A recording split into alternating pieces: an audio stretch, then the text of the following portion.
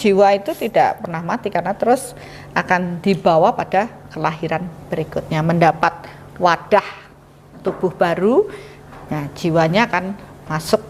Ya, disinilah kalau orang itu tidak paham, dia pikir sekali mati langsung mati. Ketika dalam hidup ini kita sudah mengarah pada kekuatan Tuhan, lalu jalur itu sudah terbuat, jalur cahaya itu sudah terbuat.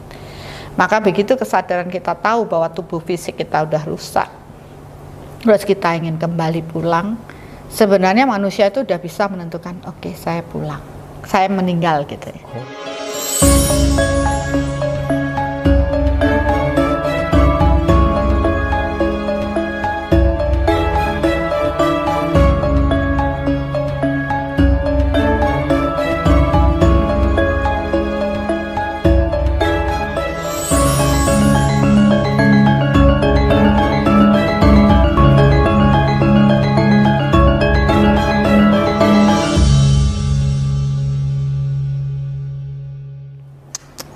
Saya pernah diajarin sama kakak saya dulu gini, Bunda.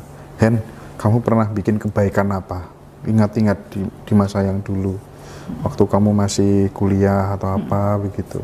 Kamu punya cita-cita apa? Tuker kebaikanmu itu dengan cita-citamu itu. Tak lakukan, Bunda. Jadi kenyataan itu nyambung nggak kira-kira? Nyambung. Pertukaran energi. Energi itu selalu bertukar. Oke. Ya, bahkan penyembuhan itu adalah proses pertukaran energi. Kemakmuran juga proses pertukaran energi. Dengan Tuhan pun pertukaran energi. Jangan salah. Salah. Contohnya gini. Kita mau ketemu nih sama Tuhan. Terus energi kita buruk, kotor. Energi Tuhan tidak bisa masuk. Maka kita harus mengorbankan ego kita. Buruk ini dilepaskan, baru energi Tuhan bisa masuk. Kan ada pertukaran. Iya. Ada barter yang tepat. Makanya kalau di spiritual bilang ada mahar yang tepat. Narik napas saja harus ada hembus napas. Gitu. Kalau kita tidak pernah berbuat, jangan harap kita bisa menuai kan gitu. Kalau misteri terkait dengan hoki atau orang-orang yang nasibnya itu selalu beruntung, terus kan kadang ada, Bunda, apes gitu. Nah itu kalau penelitian Bunda nih terhadap orang-orang yang pola hidupnya itu selalu beruntung, itu sebenarnya apa yang terjadi dalam diri mereka? Iya itu tadi, mereka punya tabungan kemakmuran yang bagus di past life, ya. Kemudian dia berpikir saat ini juga dengan baik, istilahnya law attraction-nya bagus, ya, itu juga menentukan. Tapi kan kita juga ketemu banyak orang dulu saya beruntung, terus ada, kok sekarang enggak ya? Karena tabungannya sudah ditarik semua habis dan di kehidupan saat ini dia tidak menanam ulang. Berarti intinya kan saat ini sebenarnya ya. Yang harus kita perbanyak ya. Iya. Makanya saya bilang kita bisa mengubah diri kita ketika kita mendapat karma buruk dengan menanam karma baik yang lebih banyak. Karena karma baik kitalah yang akan mengubah hidup kita. Nah, saya kan hanya menunjukkan nih loh gimana caranya mengukur diri kita. Saya punya tabungan karma baik atau buruk. Gitu. Kalau saya punya tabungan karma baik, bagus. Kalau buruk ya mari kita perbaiki. Iya. Ya. Bertemu dengan orang juga seperti itu. Ada yang hoki, ada yang apes.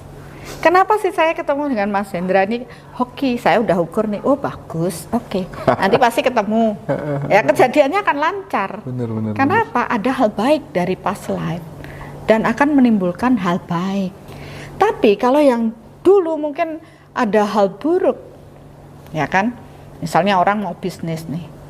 Tapi di past life itu ada proses tipu menipu. Terus kita ukur, waduh, kok akan ada hal buruk? Nggak hoki nih. Begitu ketemu bener dah, ada aja kejadian buruk ini. Jadi sebelum kita kejadian itu, kita sudah tahu apa yang akan terjadi. Ya dengan proses eling itu waspodo jadinya. Terus nerimo kan gitu. Ya jadi itu yang sebenarnya kita mengamati tanda-tanda alam itu secara energi. Lalu kadang orang kan takut mati, ya kan?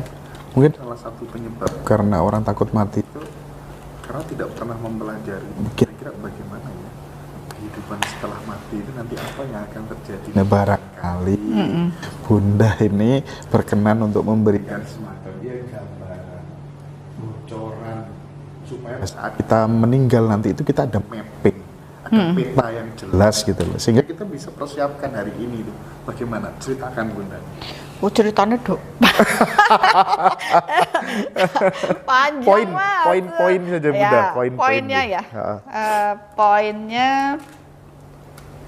jiwa itu tidak pernah mati. Jiwa nggak pernah mati. Yang mati kan tubuh fisik. Jiwa itu kesadaran. Ya, kesadarannya. Ya, jiwa itu rekaman kesadaran manusia dalam proses kelahiran dengan roh tadi. Kesadaran murni, kan ada kesadaran murni yang dari Tuhan, percikan cahaya Tuhan yang disebut roh atau atman. Kemudian kesadaran manusianya, karena ada tubuh fisik kan, ini ada api, air, ya seperti itu, maka mempengaruhi kesadaran. Nah, jiwa itu adalah roh dengan kesadaran semasa hidup. Ya, jadi jiwa itu tidak pernah mati karena terus akan dibawa pada kelahiran berikutnya, mendapat wadah tubuh baru. Nah, jiwanya akan masuk. Ya, disinilah kalau orang itu tidak paham, dia pikir sekali mati langsung mati, padahal dia akan dihidupkan kembali, dimatikan. Kecuali yang moksa. Kecuali yang moksa. Kecuali yang moksa. Nah, kenapa? Karena kalau moksa itu kesadarannya murni dari Tuhan ini, tidak ada lagi gelap yang kita bawa. Oke. Dan orang kan pingin seperti itu supaya yang murni kembali ke murni kan. Nah, yang saya bilang Mas itu 8 poin kan, berarti ada 2 poin yang masih harus diselesaikan supaya murni tadi bisa kembali pulang. Nah, pada saat kita dalam kesadaran saat ini dengan rekaman jiwa kita, kalau dia bisa menghargai, maka dia akan bertumbuh pada proses spiritual menuju Tuhannya. Dia akan melepas gelap-gelap kita. Dan sebenarnya itu membuat jalur dalam proses ada lorong lah ya. Lorong, orang bilang lorong sakratul maut dan sebagainya. Nah, lorong ini kan kita yang menciptakan, membuatnya. Mengarah pada Tuhannya atau menduakan Tuhan, mengarah pada kekuatan yang lain. Nah, di proses ini sebenarnya kalau ketika dalam hidup ini kita sudah mengarah pada kekuatan Tuhan, lalu jalur itu sudah terbuat, jalur cahaya itu sudah terbuat. Maka begitu kesadaran kita tahu bahwa tubuh fisik kita udah rusak, terus kita ingin kembali pulang, sebenarnya manusia itu udah bisa menentukan, oke, saya pulang, saya meninggal gitu ya. Makanya zaman dulu kala kan ada mbah kita yang oke, saya mau siap-siap ya, saya mandi dulu, habis itu duduk terus tiba-tiba meninggal kan gitu. Sebenarnya dia sudah tahu keluarganya disuruh mengumpulkan semuanya. Itu sebenarnya dia sudah punya intuisi bahwa saya harus meninggalkan tubuh, karena begitu kesadarannya bilang tubuh saya mati, saya pulang, seketika tubuh ini akan bereaksi set gitu. Cakranya akan menguncup, organ-organnya akan mati. Makanya kalau orang tuh powernya gede, begitu dia bilang, wah mati nanti saya mati dah dia gitu. Sebenarnya menentukan juga diri kita. Termasuk sabda-sabda yang buruk ya? Iya, gitu. Makanya ya, kenapa enggak pada saat kita masih hidup ini kita menyiapkan diri untuk proses kematian? Kan sebenarnya harusnya itu kan, mati itu pasti. Pasti. Ya, yang lain tuh sering nggak pasti. Mati itu pasti, tapi ya apakah kita sadar mau menyiapkan untuk meninggal dengan tenang? Karena banyak orang meninggal tidak tenang loh, jangan salah. Dia lepas dari tubuh fisiknya dan masih kelilingi keluarganya, masih ngikutin ke sini, masih ngikutin ke situ, masih bisik ini, masih bisik itu. Karena dia tidak mendapat jalan pulang ke alam perantara. Untuk apa sih ke alam perantara? Untuk lahir lagi. Inilah yang banyak yang belum paham. Misal Mas ini mati Bunda, misal ya, misal katanya kan kalau orang mati dikirimi doa Bunda. Oh, ya kalau kita dikirimi paket itu kan kita terima. Cara nerimanya kan gini, oke Mas, saya terima gitu ya. Nah, cara orang mati menerima kiriman doa dari anak cucunya itu seperti apa, Bunda? Ada efeknya nggak kira-kira? Dijawab nggak ya? Takut saya nanti. Ya, oke, saya harus jawab, Mas. Jadi pada saat kematian jiwa meninggalkan tubuh, kan? Nah, pada saat itu keluarga kan ingin memberikan yang terbaik. Salah satu doa agar ya katakannya jiwa daripada keluarga kita mendapat tempat yang baik.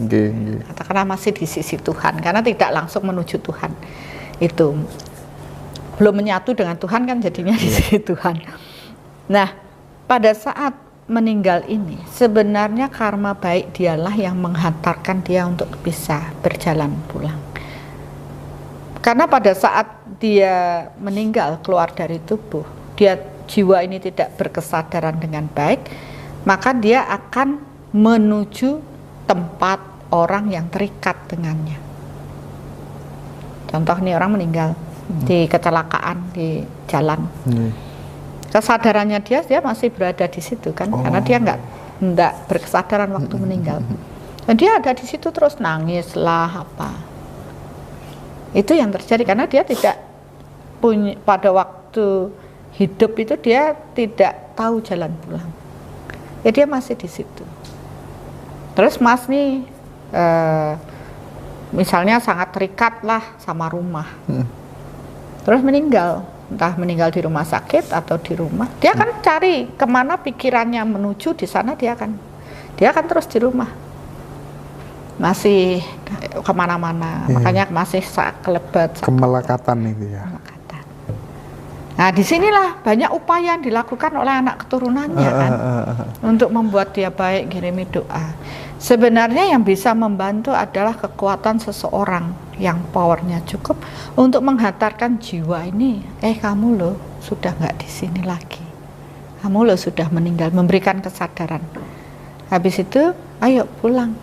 Kamu harus proses membawa ikut cahaya. Ada prosesnya untuk dia ngantri lagi, lahir lagi. Tapi kan orang dengan power yang kuat itu butuh pertukaran energi juga untuk mengantarkan, menyempurnakan arwah itu. Iya, benar. Nah, disinilah kenapa proses-proses energi itu ada dari keluarga, kan, mencari orang yang bisa untuk proses. Tapi sebenarnya harusnya dia yang mencari jalan pulang sendiri. Harusnya. Nah, kadang ritual banyak besar pun tidak menjamin jiwa itu seperti itu. Makanya kenapa kita diajarkan untuk mengingat Tuhan pada waktu proses kematian.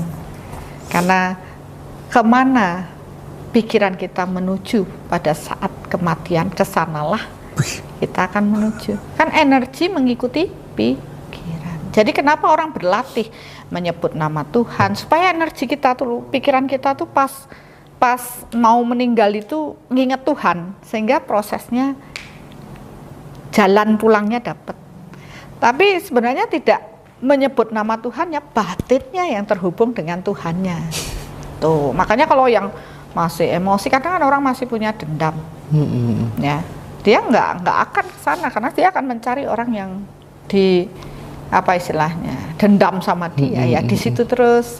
Banyak orang mengatakan, ini loh masih ada dikintili sama leluhurmu. Sebenarnya mereka itu minta tolong sebenarnya, biar dijadikan jalan untuk bisa pulang dengan damai. Nah, disinilah peran anak yang bakti pada orang tua. Kalau dalam proses anak keturunan ini istilahnya bagus, karakternya, powernya bagus, kan doanya itu bisa menghantarkan. Tapi kalau cuma sekedar doa, emosinya masih marah, kan tidak ada power.